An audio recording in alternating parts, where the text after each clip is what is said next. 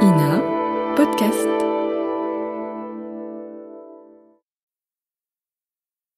La radiodiffusion télévision française présente Les aventures de Tintin d'après Hergé, feuilleton de Nicole Strauss et Jacques Langeais, musique originale de Vincent Vial, réalisation Jean-Jacques Vierne. Ce soir, le Temple du Soleil, 6e épisode. Nous avons laissé Tintin, le capitaine Haddock et Milou dans la petite ville de Jahoga, au Pérou, en pleine cordillère des Andes. Nos amis sont à la poursuite, on le sait, des ravisseurs du pauvre tournesol qu'ils ne désespèrent pas de délivrer. Tintin trouve bientôt un aide en la personne d'un jeune Indien qu'il a fort courageusement soustrait au mauvais traitement de 2 voyous. L'aube embrase peu à peu le ciel. À droite, un torrent que franchit une passerelle suspendue. À chaque extrémité, 2 bâtisses en ruine semblent monter la garde. Nos amis avancent prudemment, fusil en main. Si Indien voir moi te parler, moi mourir tout de suite. Maintenant, il faut partir. Vite, traverser les torrents sur petit pont. Oh, il appelle ça un pont. Ça ressemble plutôt à une balançoire. Oh, pourvu que les cordes tiennent. Pourquoi siffles-tu comme ça? On dirait un signal. J'espère que... Non, pas danger. Regarde. Tonnerre de Brest. Des lamas. Oui, la masse pour porter provision. Voyage très long. Oh, tu te figures tout de même pas que je vais voyager en compagnie de ces bougres de gélo ambulants, non? La masse très douce, signor. Allons, capitaine, allons, oubliez les mauvaises manières de celui que vous avez caressé le jour de notre arrivée au Pérou. Ceux-là sont certainement mieux élevés. Oh, Toi pas avoir peur, signor. peur.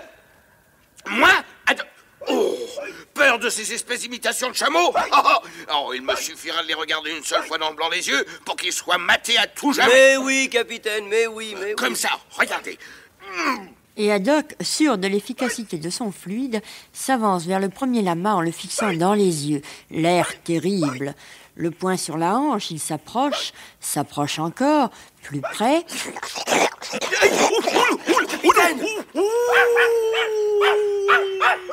Malheureusement, le lama est resté insensible au magnétisme du capitaine. Et l'herbe étant rare à cette altitude, il s'est mis à brouter la barbe de notre ami. Cette barbe qui ressemble, il faut bien le dire, à un gazon mal tondu. Apa, despacito. Oh, misérable iconoclaste. Tiens, je te prends là. Oh, dois pas frapper, signor, non. Oh, Et le lama envoie un violent jet d'eau au visage de Haddock. Quand la main fâchée, signor. Oh oui, je sais, mille tonnerres. Quand la main fâchée, toujours faire comme ça. Ah, voilà, sale bête. Allons, capitaine, nous avons perdu assez de temps, en route. Mais au fait, quel est ton nom, petit? Zorrino, signor. Zorrino? Eh bien, en route, Zorrino. Alors nous partons, oui ou non?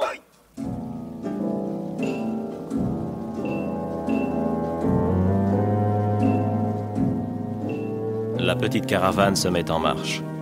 À cette altitude, il n'y a plus que des chemins à lamas et l'on avance lentement.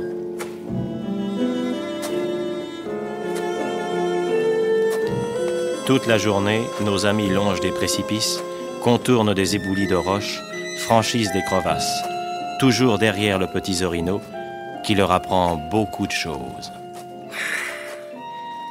Alors, Zorrino, tu sais, toi, où se trouve l'ami que nous cherchons? Si, signor. Pourtant, pas un seul des Indiens que j'ai interrogés n'avait l'air de le savoir. Et savoir, mais rien dire à étranger. Et pourquoi? Et peur. Peur? Mais peur de qui? Père Inca, signor. Vengeance Inca toujours terrible. L'Inca? Il y aurait donc encore un Inca? À notre époque? C'est incroyable. Étranger ignoré, signor. Toi seul savoir maintenant. Grâce à toi, Zorrino. Mais dis-moi, tu n'as pas peur, toi? Moi seul, alors moi peur. Avec toi, pas peur. Ah, merci, Zorrino, merci. En prenant la défense de Zorrino contre 2 voyous, Tintin s'est assuré une amitié sincère. Et quand le soleil décline, il a, grâce au jeune Indien, pénétré un peu le mystère des vieilles civilisations péruviennes. Tiens, qu'est-ce que c'est que cette petite tour là-bas? Ça, chulpa, signor. Vietombo Inca. Nous passer nuit là et repartir demain matin. Ah, bonne idée. Cette première journée a été rude, hein?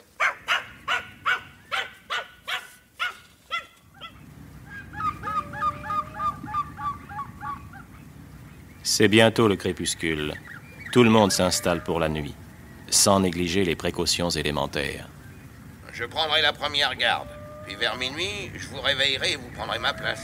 D'accord. Allez, viens, Zorino, tu dois avoir sommeil, hein? Si, señor. Bonsoir, capitaine. Bonsoir.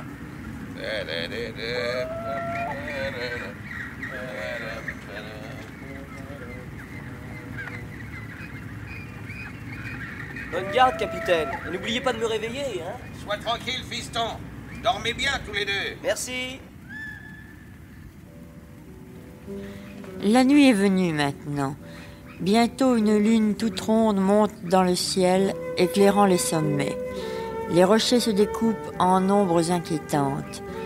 Tout près, la silhouette du capitaine Haddock, qui, assis sur une grosse pierre, fume silencieusement sa pipe. Zorino dort à poings fermés, comme un enfant. Tintin, lui, rêve. Trop de choses le préoccupent depuis quelques mois. Il sombre bientôt dans un cauchemar. Il voit Tournesol menacé par un indigène emplumé qui lève sa sagaie. Puis l'image s'efface et notre ami se trouve maintenant devant Haddock, emplumé également, à qui il demande son permis de chasse. Tout cela est incohérent. Haddock disparaît comme par une trappe et c'est l'Indien à la médaille, l'homme au chapeau sur les yeux, qui se dresse devant Tintin. Il est là et ordonne au feu du ciel de s'abattre sur sa tête. Non, non! Non, non! Arrachons le feu, non! Oh! Oh, quel cauchemar! Oh, je comprends, c'est ce rayon de soleil qui m'a réveillé, mais... Mais alors, mon tour de garde? Le capitaine m'a laissé dormir? Capitaine! Zorino! Capitaine! Mais que sont-ils devenus? Soyons prudents. Prenons ma carabine d'abord. Ça, par exemple, elle a disparu. Et le bonnet de Zorino. Mais qu'est-ce que ça veut dire? Qu'est-ce que tu as encore découvert, hein? Mon Dieu, le capitaine bâillonné et ligoté. Venez, capitaine. Au nom du ciel, capitaine, dites-moi. Au nom du ciel. Délivrez-moi d'abord. Vite, vite. Je vais nous venir arracher. Et voilà, tout de suite. Une seconde, laissez-moi couper vos liens. Non, voilà. Mais qu'est-ce que vous avez à danser comme ça, capitaine? Assez. Ça y est. Je l'ai attrapé. Mais quoi? Mais tenez, ce lézard. Voilà des heures que ce misérable petit reptile se promenait entre mes omoplates. Attention, Ellie. Trop tard, sa queue s'est cassée. C'est un lézard démontable. Et il se sauve. Milou, laisse-le. Milou, allons. Et vous, capitaine, me direz-vous enfin? Eh ben voilà, il devait être près de minuit. Je marchais de long en large afin de me réchauffer. Oui. Lorsque tout à coup, une ombre a surgi devant moi. J'ai pas eu le temps de faire un geste. Pan! J'ai reçu un coup sur la tête. Et lorsque je suis revenu à moi, j'étais, comme vous m'avez trouvé, ligoté, bâillonné avec ce lézard dans le dos. Mais Zorino, où est-il? Disparu. Ainsi que les lamas, nos provisions et, ce qui est plus grave, les carabines. Oh, les bandits, les flibustiers, les pirates! Mais qu'allons-nous faire, tonnerre de Brest? Avant tout, essayer de retrouver Zorino. Milou, ici, viens vite. Milou. Le bonnet de Zorino. Oh, vous avez raison. Milou, une fois de plus, c'est toi qui vas nous tirer d'affaire. Tiens, voilà le bonnet de Zorino. Oui, renifle-le bien, hein? Voilà. Bon, maintenant, Milou, vas-y. Cherche, Milou, cherche. En avant, capitaine, suivons-le, il faut retrouver Zorino.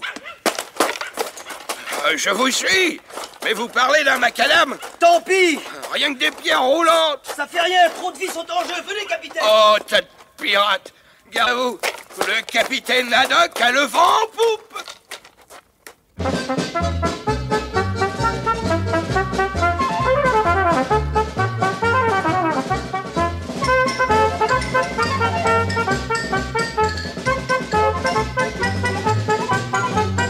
Les aventures de Tintin, d'après Hergé, un feuilleton de Nicole Strauss et Jacques Langeais, avec Maurice Sarfati, Tintin, Jackie Ling, le capitaine Haddock, Laurence Badi, Zorino, avec Milou. Aïe!